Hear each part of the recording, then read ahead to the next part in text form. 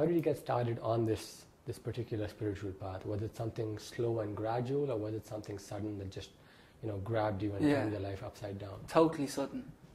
It was absolutely total. Over a period of a day and a half, less, a few hours. I was I'd started on this hunt to find the truth, not spiritual truth, just the truth of what the hell is going on in this world, because something's going on wrong. So I spent maybe 2-3 years on YouTube and David Icke and Alex Jones, all these conspiracy theories and 9/11 truths and all this, and I was kind of going, okay, something's gone really nasty in this world. But there was no one giving me any answers. So I was on holiday in Thailand, and it was a good place to discover this, because I was all alone. I could do what I wanted.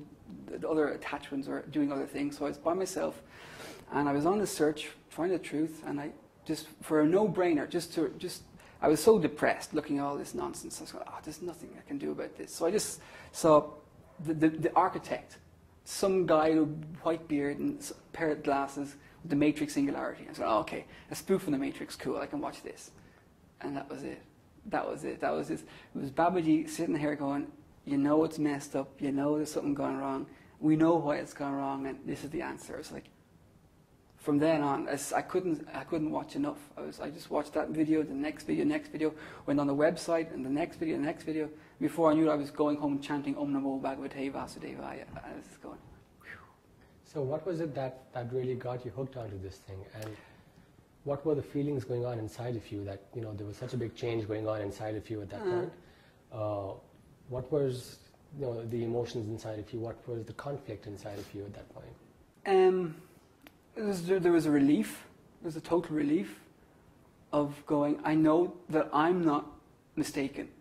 Because there's always this belief that it's personal, that I can't function properly in this world because, well, I'm defective in some kind of way. But when Babaji's voice came on YouTube, he's going, no, everything else, is a lie. Everything else is messed up. And I was going, oh, thank God it's not me. Oh, And because there was such a huge change, because it happened when I was on holiday, and my wife was engaged in nonsense gambling with her family for days on end, I was left to my own devices to blossom, to root myself into this teaching. And because she's Buddhist, they're quite used to people becoming monks. Just going, right, I'm a monk, that's it, shave my head and go and join the temple. So I was quite lucky in that way, that she kind of went, oh, you're a monk now, fine. And she could just, if it was a Western person, they would be screaming and catcalling and you'd get families involved. But because I was doing something a little bit pious, people were going, okay, well, yeah, we understand. People become monks. And I remember one moment, maybe it was about 3 or 4 days into the teaching, and I was asleep in the room, and she came in about 6 o'clock in the morning after winning or losing money, who knows. I remember waking up and going, ja!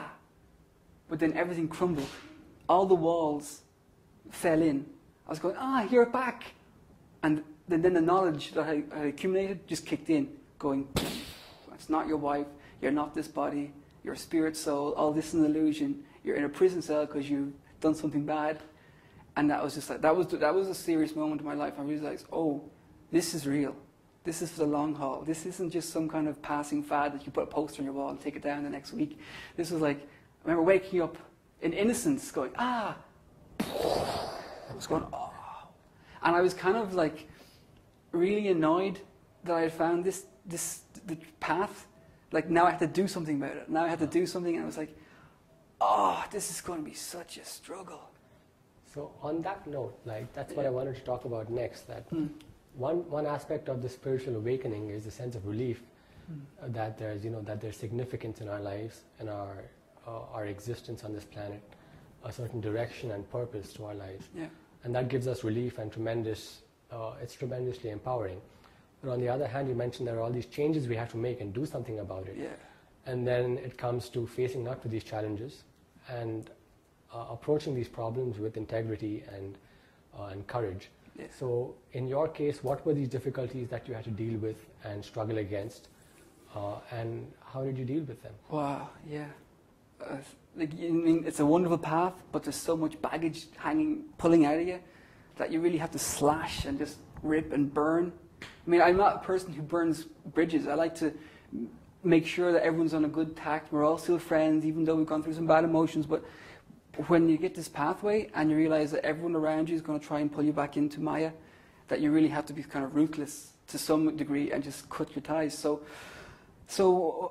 I was lucky that I was away from my family. I have a very close tie with my family, and I was quite lucky that I was away from them. I had about 2 or 3 weeks to immerse myself in the teaching, and that when I came home to Ireland, I had a firm grip on the teaching. If I discovered this at home and maybe got my mum to have a look at this, read this, look at this, my dad, hey, check this out, that we would have gone down the path together, and they would have splintered off away from it, and I would have sort of been pulled out of it again. But because I was by myself, I was kind of lucky to just charge full force, 2 feet down rabbit hole, see how far it goes. And when I came back to Ireland, I was going, this is it.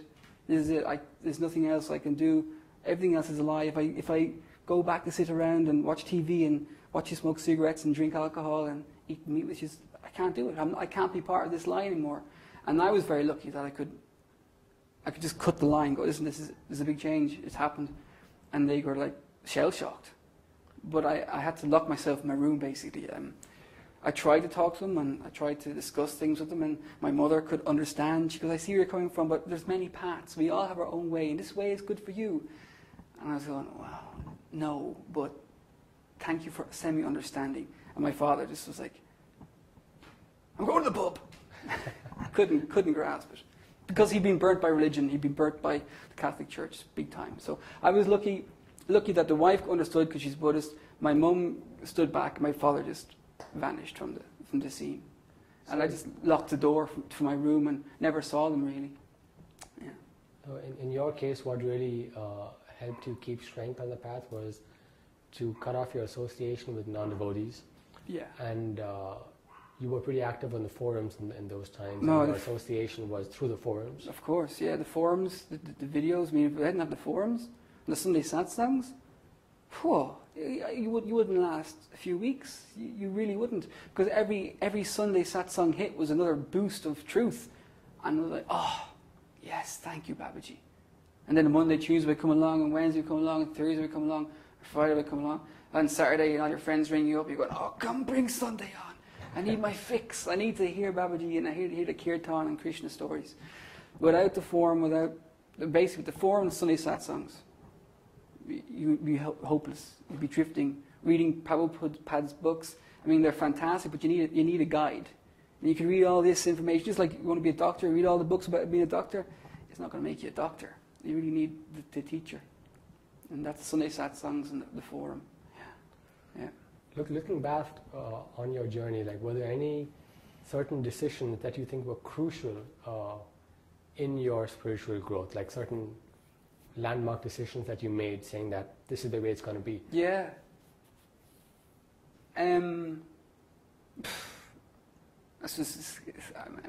I probably can't say this. Why I will say it, because it might help people. Because my wife was a materialist, and she always thought there'd be a chance that it was just a passing phase. And we were sharing an apartment at the time in Thailand. And she'd come in and, you'd cuddle and kiss. But I wouldn't cuddle and kiss because I couldn't. Because it would just like butter and fire. You'd just melt. So I had to just sleep out of the bed just to get away. She'd be in floods of tears. There was days and she was crying and her mother was there looking at me and everyone was looking at me going, what have you done to my daughter? I go, I can't do this. Basically, within a few weeks, I knew I was going to be a monk. I knew I had to cut this line off. So by detaching myself from the wife was the hardest and the best move I could have made. And looking back on that period in your life, the difference that you felt in your life before and after you made this firm decision, was there a noticeable difference in the space that you got to grow as a devotee? Oh, yeah. Because if you don't cut it off, you just become dragged around with the lead. You become the taxi driver, bring it to the shops, or even with friends. I mean, I remember preaching to friends, but I wasn't preaching. I thought I was preaching. I was just slashing them. I was basically going, everything you have is nonsense. And you've been speaking nonsense in the past, how long I saw you. I spoke nonsense. So I just basically got all my friends, lined up on the wall and shot them all. So they didn't want to know me anymore. And they don't. I mean, as soon as I did that, I don't get any more emails, no more correspondence. You might get some nonsense, somebody's doing this. But by being that almost careless with your past association, that it opens a whole avenue of so much more time that you can dedicate to reading, to learning. Yeah, without doing that, you're going to be pulled this way and that way. Yeah. Do you think if you could go back now and do this whole path again, knowing where you would end up here today at the ashram, were there things that you would have done differently, more carefully or more carelessly or quicker or slower than you did before?